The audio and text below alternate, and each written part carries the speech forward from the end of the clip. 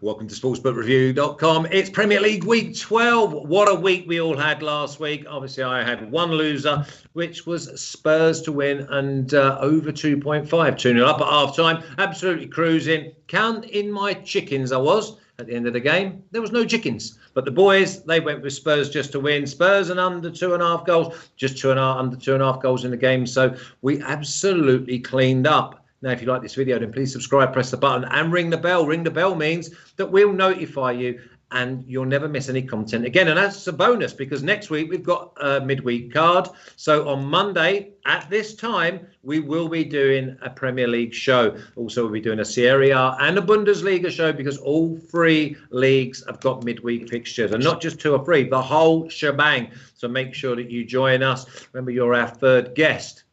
We need you as a third guest because I tell you what, you gave us plenty winners last week. Not many losers, which after 10 weeks, we should start getting a good handle on. And now the European competitions are out of the way, we should really make hay. No excuses. Consistency should be good. And also, you press a link in the description. That'll take you over to Martin, Tan, or Alex's parlays, their articles, and there's plenty of other articles over there from all the other sports that we cover on SBR. Now, I've got Martin and I've got Matt with me. Matt is obviously the Liverpool fan. Martin is the Arsenal fan. So now cue the tears. Martin, I want to come to you first because I was looking at this card after last week. I've had 3 winning weeks in a row. Tough card. It was like it was wrote in Chinese. I could not gather anything. So I'm now going to be listening to you to see if you can now sway me. But you, on the other hand, are seeing this card so well. I love the look of this card. I've given 6 selections for 6 matches, but I wanted to bet on about 8 of them. I don't know if I'm just falling into traps, but there's teams that are surging with momentum that I really like the look of. It's been a good couple of weeks in a row now. Well, I had a good weekend last time anyway.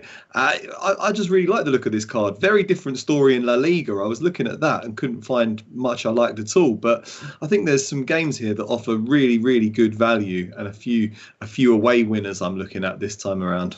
Yeah, I think trap could well be something that we revisit on Monday, Matt. Last week, by the way, congratulations, lads. We got the Premier League parlay in, which was definitely needed. And Matt, your Liverpool, they look decent again. Yes, absolutely. I think that we've touched on it many times. You know, consistency is coming. In this year, it's been a little bit tricky, but now, like you mentioned, the European competition is coming to a close here in the first half. So, yeah, consistency is coming. A storm is coming. It looks on the surface like, maybe a couple traps are in the cards, but I've kind of dove head into them. So we're gonna enjoy this one. I like this card as well. I've got 4 selections, and I'm pumped to break it down with you guys. Okay, well, Sadell's in the chat, and he says, finally managed to watch the Premier League show live. I'm normally asleep. Sadell, where are you? But it's sleep time anywhere other than maybe in Australia. So let us know. But listen, I think it's dodgy, this card. I really do. Martin's loving it. Matt, he's obviously gone diving in and he's trying to pick up some little nuts and dig in for worms.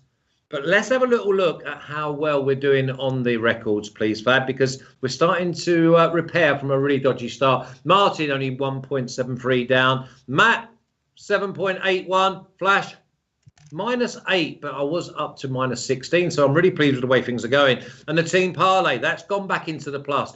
From 26 units down, we're now only 15 units down. So although I don't like the card this week, I hope that you boys and I both repair a little bit and we get close to that 10 and then 5. And then we're going to go into making decent money, which I promise you at the end of the season, that total will definitely be a plus because it always is. Let's kick straight off. I'm going to come to you first, Martin. It's Friday night game. It's Leeds at +125, the draw +265, and West Ham at +225. We've got Leeds up tempo, keep the ball, pass it around against the West Ham side who are strong and have pace. Yeah, I like the way West Ham have played this season. It's not perhaps the most attractive brand of football to watch, but they've been getting a lot of good results. David Moyes has got rid of a lot of their flair players that were underperforming. He's put in hard workers like Masuaku and Soucek, so they're playing with wing backs, and they've been very, very solid. I think both of these teams lost 3-1 last weekend, but that was against Chelsea and Man United respectively, so can't read too much into that. We're not going to judge them. Their seasons aren't going to be judged on that. I think Leeds are a very good team. They play up-tempo football, like you say, but I do fear they're running out of steam a little bit. They have an injury to key defender Coach, and my German pronunciation's terrible. No, great. Someone help me out there. But yeah, they've had to throw in Llorente, who just came on for his debut. He was out for 3 months. He wanted to have a spell in the under-23s, but he's been thrust straight into the limelight. So they're going to struggle a bit defensively, I think. I think West Ham is still going to be without Michail Antonio, which is a bit of a blow. So it's going to be up to Sebastian Haller to exploit these defensive weaknesses for Leeds. £45 million striker, so you want something big out of him. And I just think, yeah, Leeds can struggle going forwards a bit with their finishing. It's a bit poor. So I'm thinking that West Ham can go there and get a result. Leeds have only won 1 out of 5 home games so far this season. So I'm sticking my chips in with West Ham draw double chance. Okay, so West Ham draw double chance. So there's the first team away from home to get something. Matt, do you like both teams to score? Because for me, when I was looking at the game, I thought the draw around 265 was definitely on the cards. But then I could see Leeds winning this 2-1 at plus 125. So the only common denominator I found was maybe both teams to score. I agree with you, Flash. I do see both teams scoring in this matchup. It's a tough one to call. West Ham have been beat in their last 4 road trips.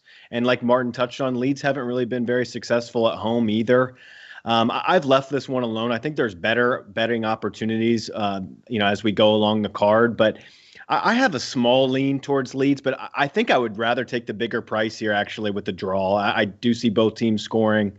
I would go with the draw, actually, here. So not a ton for me to really dig into, but that's really all I've got here. Yeah, I wouldn't be surprised if Leeds go and win this at plus 125. But there again, West Ham, they've been known to obviously upset many a ticket. Next game, we've got the Midlands Derby, and it's Wolves at plus 135. Remember, no Raul Jimenez. It's draw plus 235. Aston Villa at plus 230. Matt, first of all, draw half-time, which you love in Wolves game. There's got to be a factor. And also draw in any Midlands Derby when Wolves or Villa are involved. So for me, I don't think you need to be digging. I think the draw is where the value is here. I couldn't agree more. I wrote down, actually, the first half draw may be a decent look. But Wolves have been so inconsistent for me this season. They look good one week, but really their performances have not been stellar at all. And yes, the loss of Raul Jimenez is a big miss here. I personally think that this game should be closer to a pick'em. And for that reason, I think there's a touch of value on Villa. It's just a lean for me, but if I had to play this game, Villa plus a quarter of a goal head start at minus 110. I just think that this game should be a pick'em, and I do likely think it draws. Martin, the way these two sides set up, I expect a lot of play in between the back fours. I would go probably unders in this game as well. I wouldn't be surprised if it's 0-0. Maybe I'm actually going to go for the draw. It's one of the very few picks that I've actually gone for, because I think for long periods in this game, it's going to be very, very tight. Yeah, that's the way Wolves play, isn't it? They set up very defensively. They don't take risks. They're very solid in midfield. They keep the ball and they spring forward occasionally and try to take their chances. So, yeah, you would expect a tight game, and they're probably going to double down on that strategy without their best striker, Raul Jimenez. Don't think the young boy that's replaced him yet is quite up to the levels that Jimenez has been achieving. They do still have quality going forwards, though, Leeds. Traore is a very good player. Podence is a good player. I think I would be leaning towards Wolves if I was going for anything in this game. But yeah, you would imagine that the Aston Villa players are going to be really fired up for it as well, because it's a West Midlands derby. Someone like Jack Grealish, this is going to mean a lot to him. So I think you'd see a good performance from him. But yeah, I agree that a lot of this game will be played in midfield, and it could be quite a dull one in the end. Yeah, I quite like the way you're going with a draw. Maybe Wolves draw no bet, but I'm passing it. Yeah, and also cards. This will be a fiery encounter. And as I say, I think it will be quite congested in the middle of the park. I think that defence to defence may be spread over 70 yards, which I think there'll be a few late tackles. And if we get a bit of rain, then maybe have a little look at the cards. One of them could well be red. Next game. Whew. Newcastle plus 140, Martin. Draw plus 240. And West Brom plus 260. This is another one that sprung out as, oh, Newcastle will win. And then it was like, hang on a minute. West Brom, they may score a few goals. Don't let goals in, Newcastle. So then I'm coming back to the draw again. Yeah, this is the sort of game that Steve Bruce will have put a ring around and said, we need to win this one. That's where you need to get 3 points, lads. But West Brom are a difficult team to predict because, yes, they lost 5-1 last weekend, but that was after they had a man sent off and it all sort of fell apart for them. They beat Sheffield United 1-0 in the previous game, so they do know how to roll up their sleeves and battle for points. I think this could be an unders game. You never quite know with West Brom, do you? Sometimes they play quite conservative and sometimes they really hit you on the counter-attack, but I think this is going to be a pretty dull game as well. There is value on Newcastle at plus 140, but I'm passing this one, and I can't imagine myself sitting down to watch it either. There's a pattern. You got Leeds at home at plus 125. You got Wolves at home at plus 135. You got Newcastle at home at plus 140. Yes, we know all about the COVID problems, Hassan, but they've not all had COVID, and because their game was called off last week, they've had plenty rest to prepare. So you wouldn't be surprised if Newcastle just roll over West Brom. But by the same token, West Brom are fighting for their lives. So, Matt, there doesn't seem to be a lot between these two sides either. No, I think the more and more that we talk about it, these first three matchups, I would think if you took all three of them to draw, I think that you could really find some profit here. If 2 out of those 3 draw, you're healthy in the profit. I've completely swerved this game. I've got nothing on it really, to be honest. If I had to pick, I mean, it would be Newcastle as a home favorite here, I guess. But, man, there's really nothing for me to dive into on this one. I've completely passed.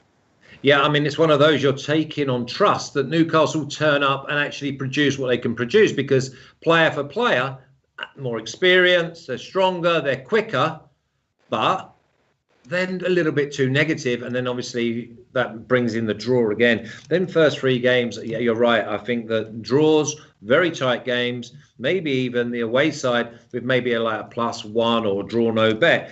Now, the biggest game this weekend is the Manchester derby, and it's Man United at plus 345, which is miles too big.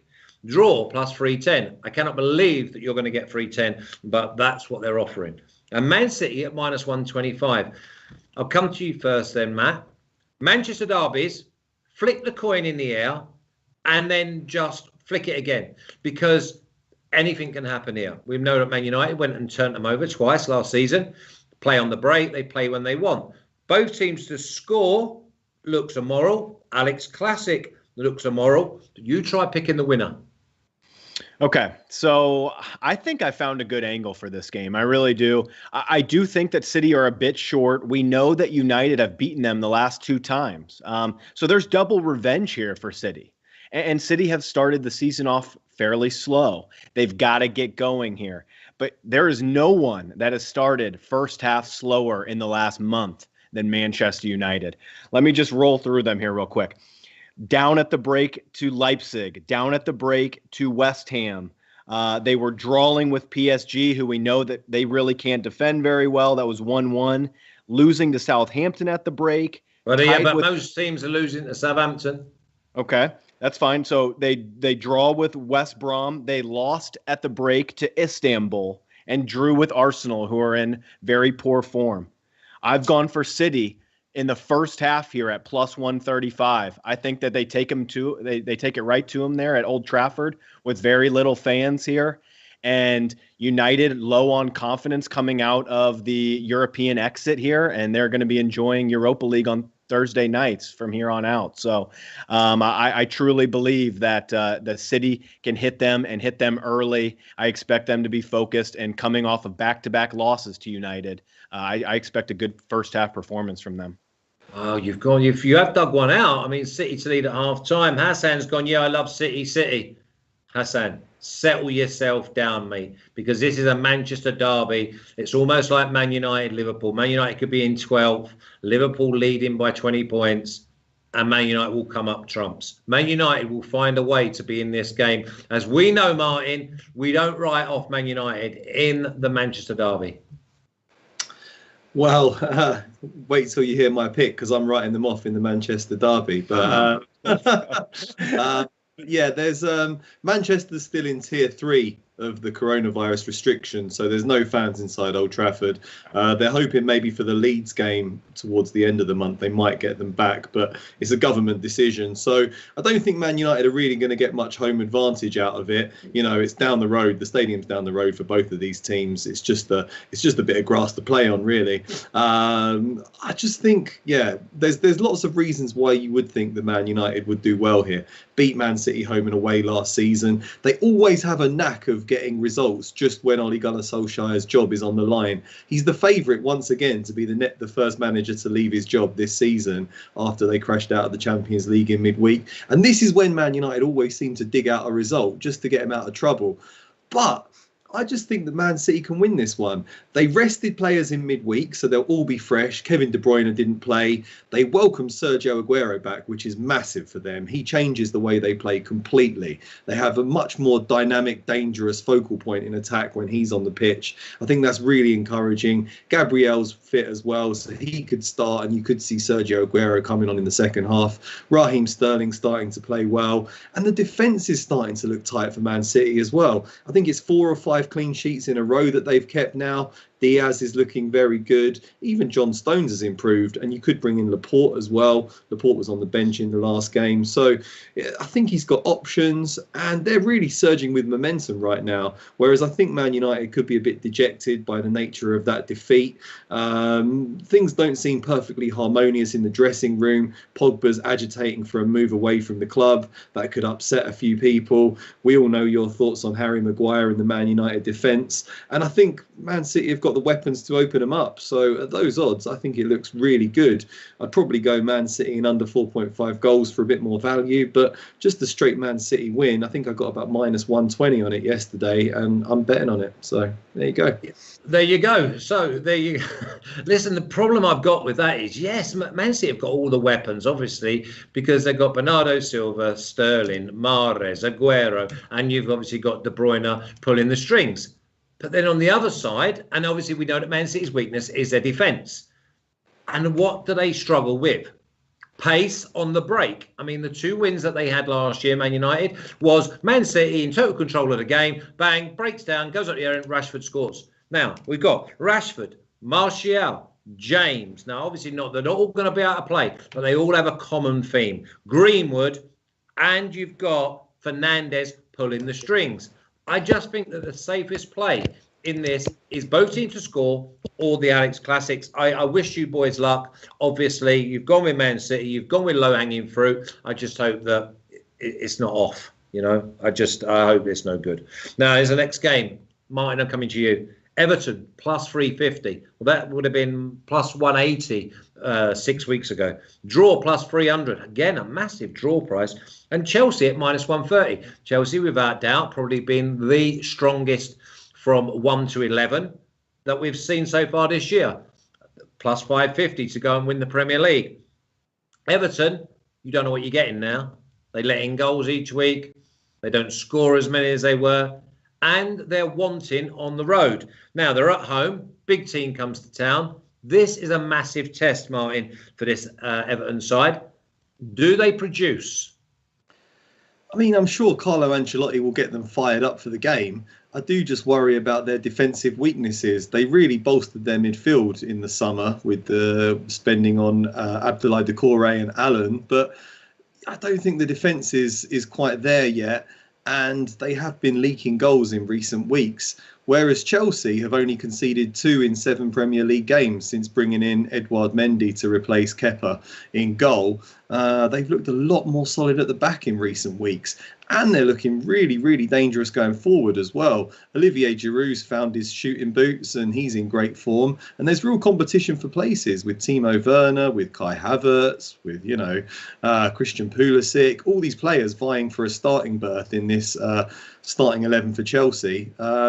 I think they could have a really, really good season. They're surging with momentum right now. I think they'll be too strong for Everton in midfield, and they're very dangerous going forward. So I think they can unlock this Everton defence. So I'm going for an away win in this one. Both teams to score, Martin. I'm nervous about betting on both teams to score now with Chelsea. As I say, Mendy has only conceded 2 in 7 games since replacing Kepa. That's 5 clean sheets already. He already leads the league for clean sheets despite missing 4 matches out of 11. They just look very, very solid. We know how strong Everton are going forward. That's their strength with Dominic Calvert-Lewin. But the way they played against Leeds, they were really toothless. So I'd be a little bit nervous that something like that would happen again. So I prefer just to stick with Chelsea to win. Yeah, I mean, Chelsea are great value if you can press that button or pull the trigger. Matt, what about Chelsea win to 0? I can't have it. I think both teams score here. And I think this is another game where you look at the Alex Classic and you don't care who wins. Yeah, it's just it's kind of copy and paste here for me. I agree with pretty much everything that Martin touched on. And when he mentions the clean sheets from when Mendy has come in, it just looks so much more solid at the back.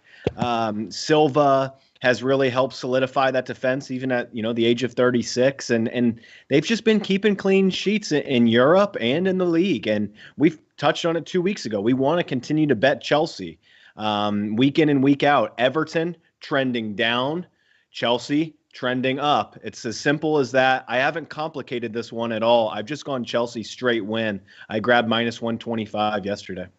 Okay, yeah, listen, I didn't complicate it neither. I went right in the middle. Home side hasn't lost to Chelsea free. Listen, we're talking about different Chelsea. We're talking about a different Everton. Chelsea are looking, without doubt, a little bit Liverpool-esque from last year of not letting goals in, but scoring plenty. And the big thing about Chelsea is they're scoring goals from everywhere. But I can see this being a 1-1, 2-2. So I've actually gone with the draw. So you boys have both gone with Chelsea. I've pressed a button and gone with the draw as value. Next game, it's the mighty Saints. Bit fortunate to get the victory the other night, but when you have draw, no bet. And by the way, I went with Southampton. Double chance at +170. Less than 2 minutes after I did that, they scored, which is always nice. So it's Southampton -130. Draw +300. Sheffield United +400, Matt. Too easy to say Southampton win this game, especially when Sheffield United are fighting for their lives. Maybe Southampton team total over 1.5. Yes. So in this one, I just haven't complicated it. I think that Sheffield United are a fade side, and that is what they've been all season. And that's just what I continue to see that they're going to be here. They've lost 7 consecutive road matches. Southampton beat them last season, both home and away. It's looking dreadful there right now in Sheffield. They've lost 13 of 15. Ings is back and firing. He comes in at halftime, gets a penalty, just to kind of get the rust off a bit. So I love the partnership of Ings and Shea Adams. And I just see a team that can score goals versus a team that cannot here. Southampton and under 4.5 at +100 is what I grabbed. I still see it being a bit tight. I don't see how Sheffield even really score. Southampton's defense has improved. I like Vestergaard at the back. I like him in the air on set pieces. And we know that James Ward-Prowse can be the difference in any game that he plays in. So for me, Southampton under 4.5 +100. That's my bet. Yeah, I don't like Vestergaard or Benac, to be honest. I think they mark space, and I'm talking from my pocket because Man United got that 93rd minute winner when I had the draw double with the Chelsea Spurs double. Problem I have with Southampton, and listen, I'll give you positives first. Danny Ings is back, Nathan Redmond's back. So all of a sudden you've got a fit squad, and they are properly at it. They're doing so well. They're passing through midfield. Ward-Prowse is sticking it on a six-man. Romeu is looking like really strong in midfield. But Southampton at minus 130, Martin, come on. Well, I think that just is a fair reflection of the way these two teams have performed so far this season. You never would have seen that set of odds if they played each other in the opening round of fixtures, but Southampton have been absolutely brilliant, sitting in the top five and deservedly so, attacking with pace, purpose, menace, and reasonably solid at the back. I agree about Oriol Romeu. He leads the league for tackles, which is very impressive for a central midfielder, and he's really protecting that defence. Yeah, they do. I think they're both pretty good in the air. Like you say, they do struggle a bit with their marking. And they lack pace, so quick strikers can get past them. But yeah, they're being well protected, and they're great going forwards. And I agree with Matt. I think the return of Danny Ings is potentially the deciding factor here. That will give the club a massive boost, and he's just so dangerous. Not sure what's going on with Sheffield United this season. They never really had the players, did they? They had a lot of Championship players. They haven't invested a great deal in the squad, and it was magic from Chris Wilder last term that got them playing really well and picking up a lot of points and finishing mid-table. The magic's totally rubbed off this season. They're really struggling. It looks like they're dead certs for relegation now. It's a bit nervous betting against them because you do feel that eventually they're going to have to end this losing streak. But looking at it objectively, Southampton are a much stronger team in much better form, and I'm back in the home team. Yeah, I mean, I don't want to be like throwing in the odd pun here because obviously Sheffield are the Blades and they come from the Steel City. But it's Southampton that are going to need to show the steel, because I fancy that United are going to get right stuck into them and really question how much they want it. And as you say, Sheffield United are going to win a game.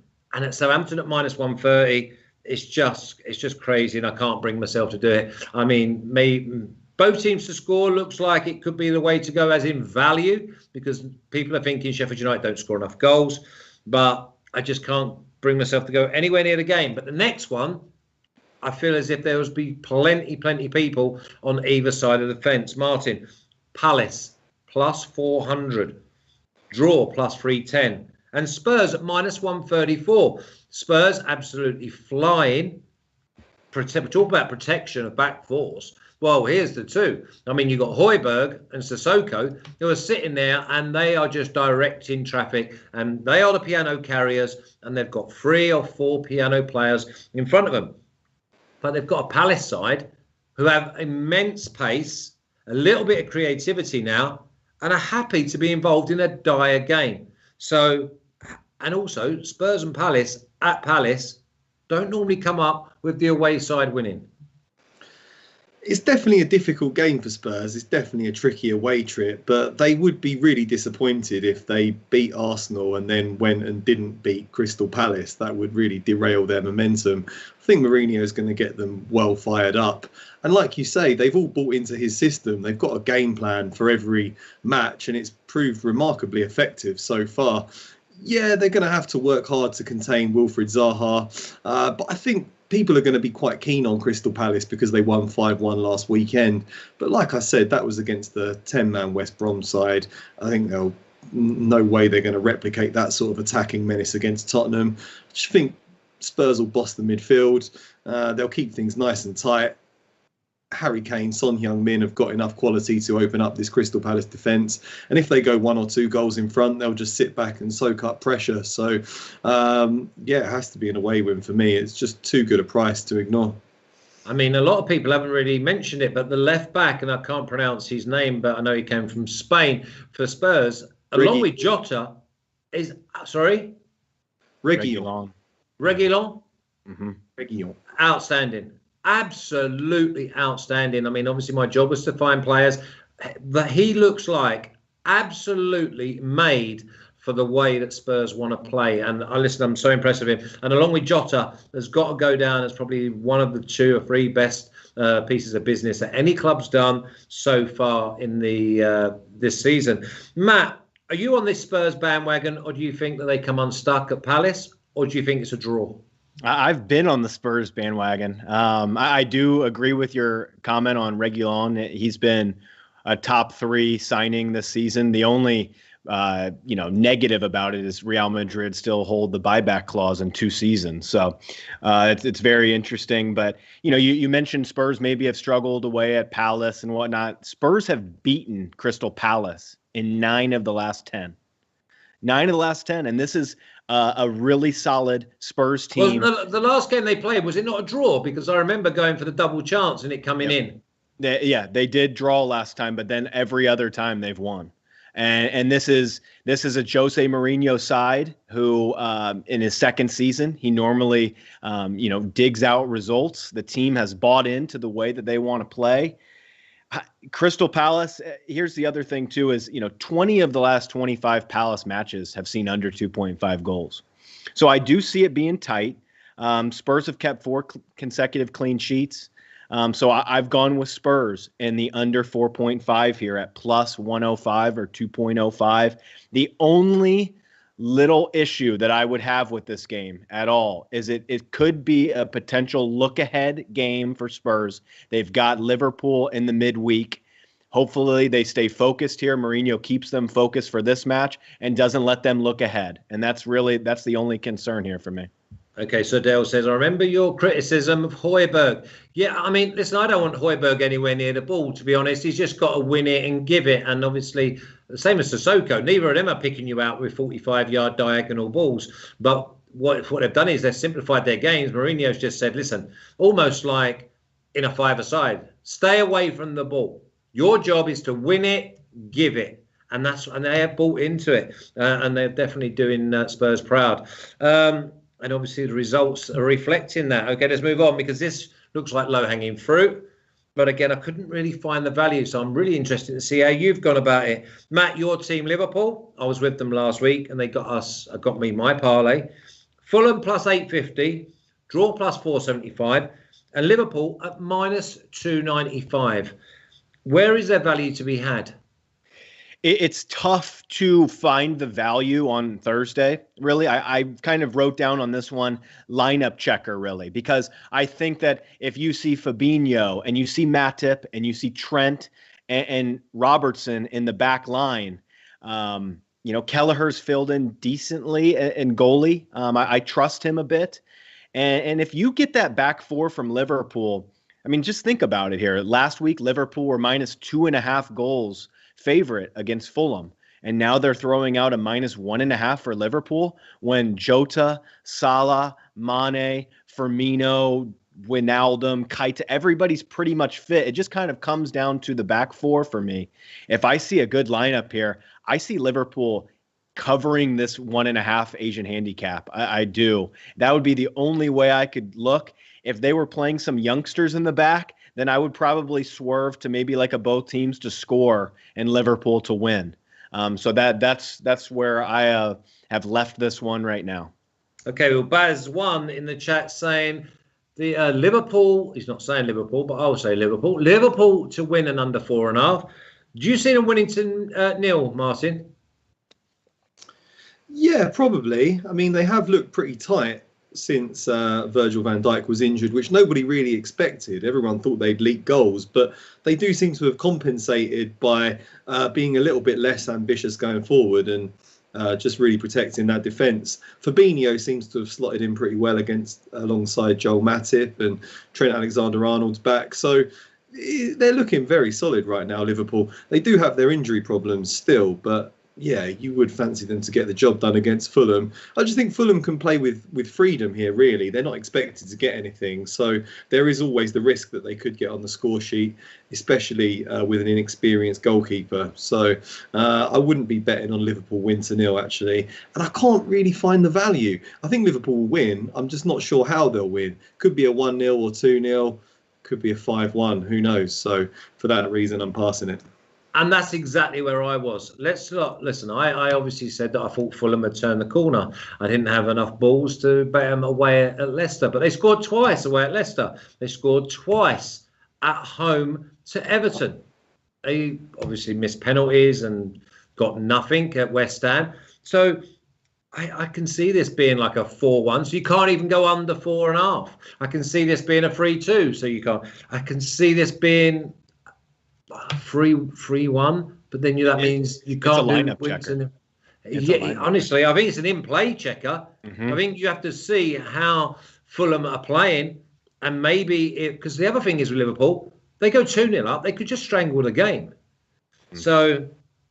Very tough, and I'm leaving it. And I think the whole weekend's going to be tough. I need a bit more out of you. Joe's got a flash. He's still awake. Well, the English tea, it's got Colombian coffee, my lad. It's Colombian coffee. I need a bit more meat on the bones. And by the way, there's 91 of you watching.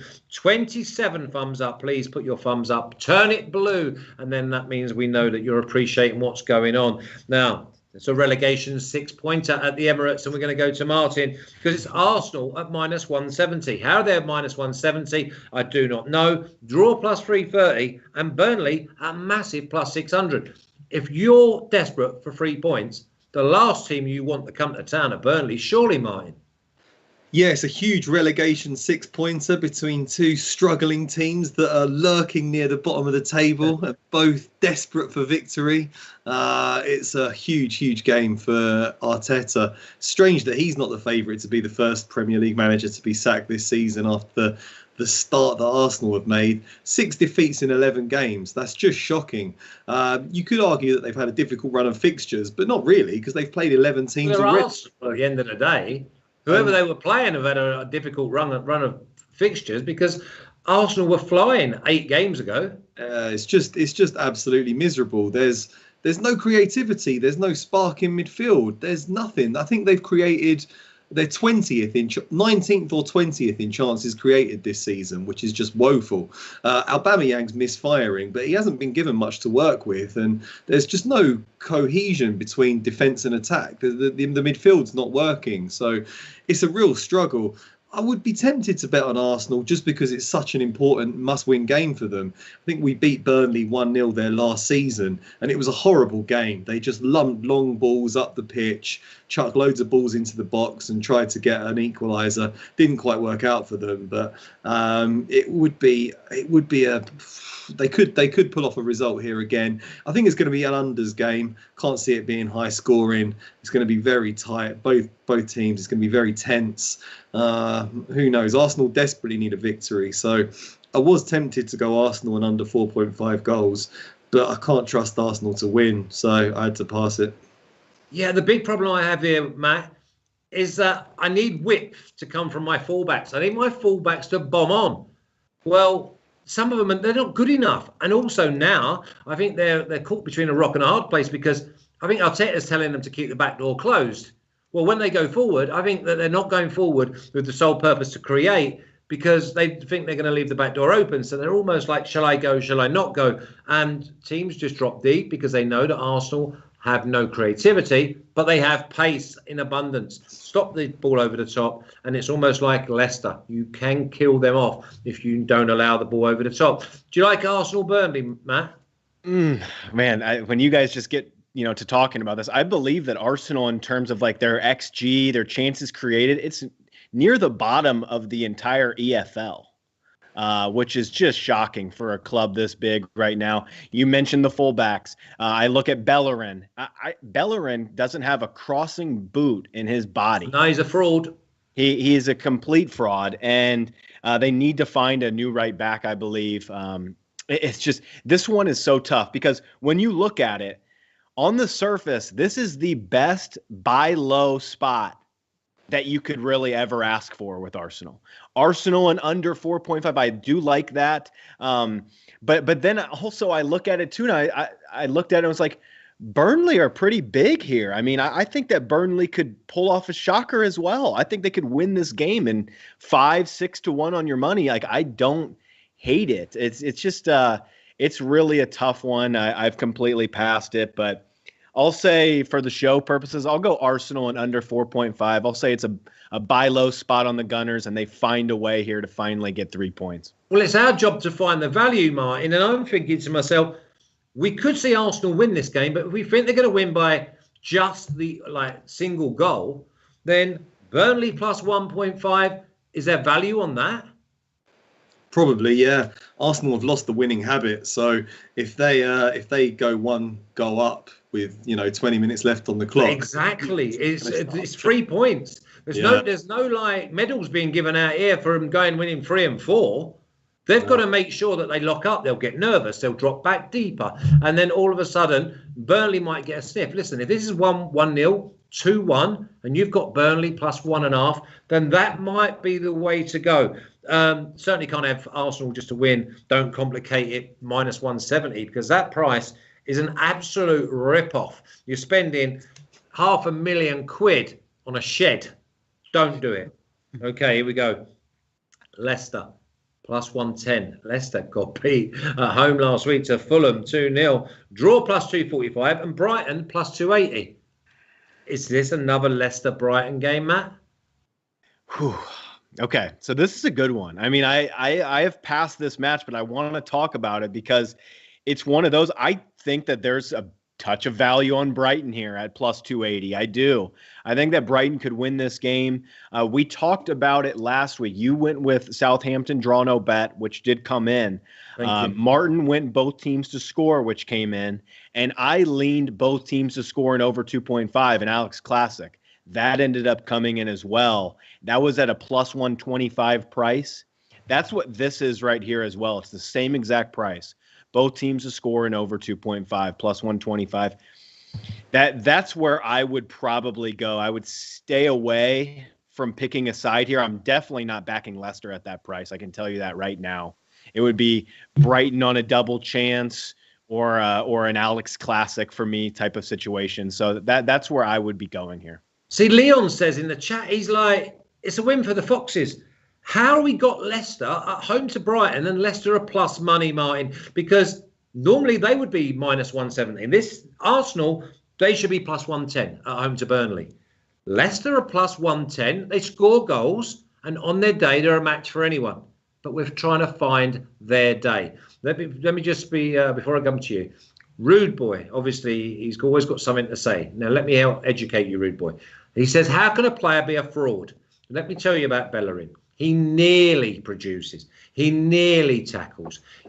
Honest to God, give me the, in a dictionary, right back, and then current day, you've got to get overlapping. You've got to deliver. Listen, look at Robertson and look at Trent Alexander. Look at Walker Peters at Southampton. Look at Ryan Bertrand, and then give me Bellerin. He's a fraud, okay? He's not good enough for a team the size of Arsenal. Now, Leicester plus 110, Martin.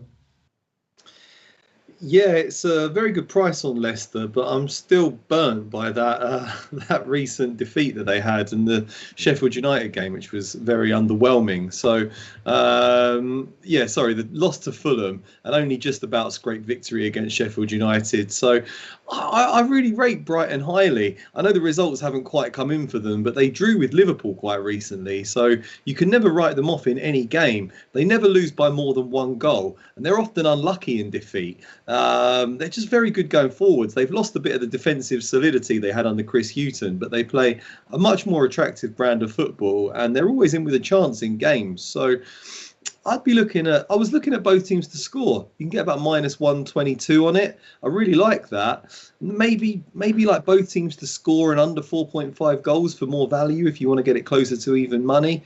In the end, I didn't add it to my list of tips because I just had so many from this round of fixtures. But I do like both teams to score in this one. I can see both of these teams causing the opposition problems, and not sure which way it's going to go on the result side.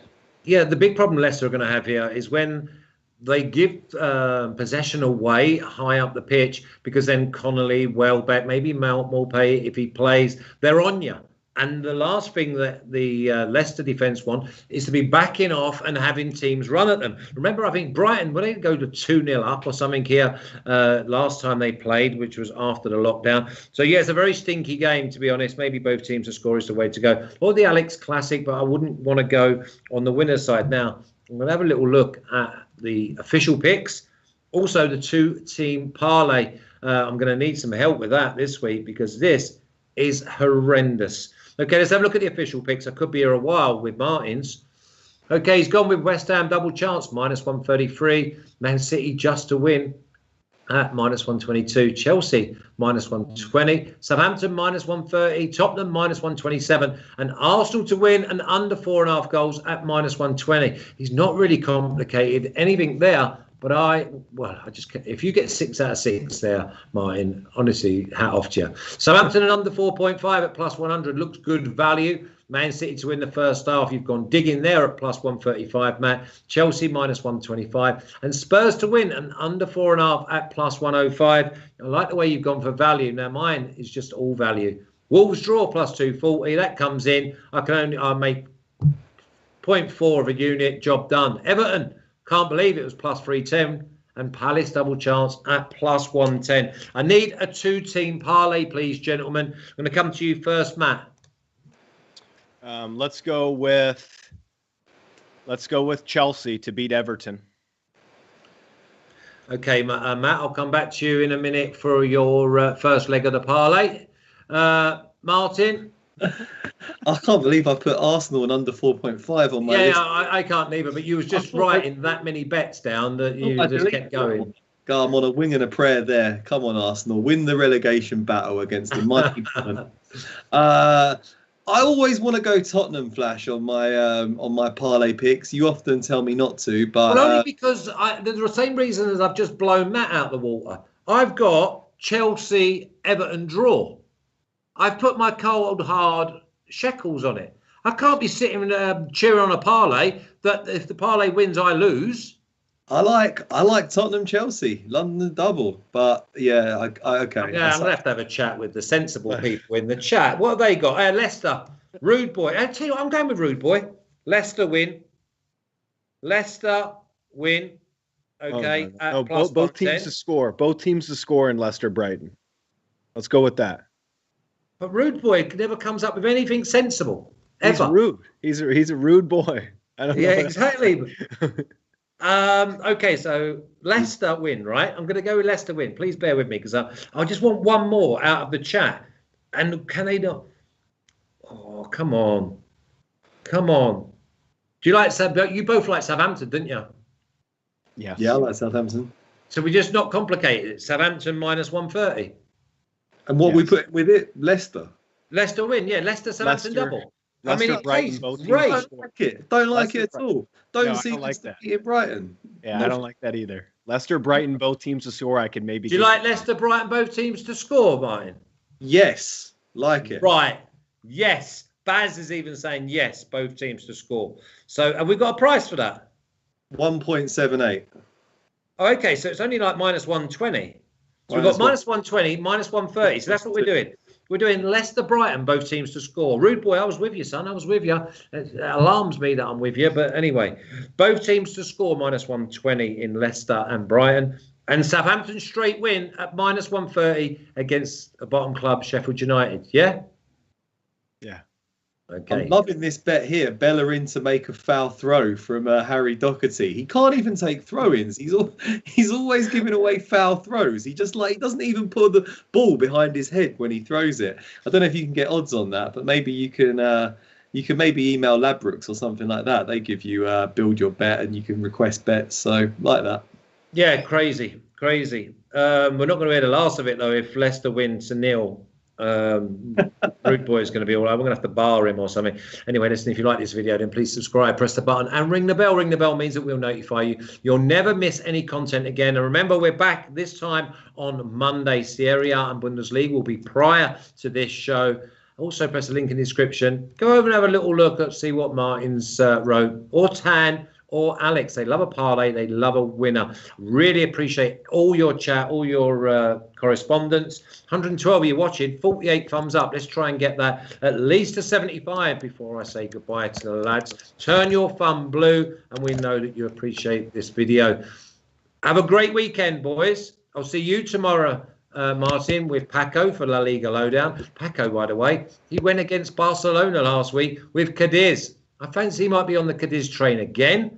And I found a couple of absolute winners. So take care, Martin. Take care, Matt. Good luck, gentlemen. Everyone in the chat. Look forward to seeing you again next week. If not, I'll see you La Liga tomorrow. Take care. Thanks, Fish.